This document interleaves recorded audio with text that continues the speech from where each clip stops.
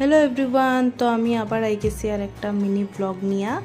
তো এটা আছিল দেবপ্রিয় দাদার অধিবাসের ব্লগ। তো এই যে আমার হাজব্যান্ডের সব বন্ধুরা, আমরা সব ইয়েলো ইয়েলো, আর তারা দেখো ঘরের সবে রেড পরছে। জামাইয়ের বন্ধু বান্ধবীরা সবাই ইয়েলো আর ঘরের সবাই পরছে রেড।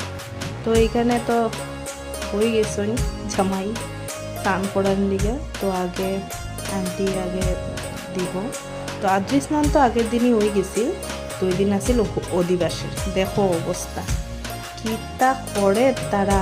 আগেও স্বরাজদারেও তারা এরকম করছে, কিন্তু দেবপ্রিয় দাদারে একদম মানে লেটেস্ট একদম দুধ দুধ দিয়া ম্যাঙ্গো ফ্রুটি দিয়া স্নান হয়েছে।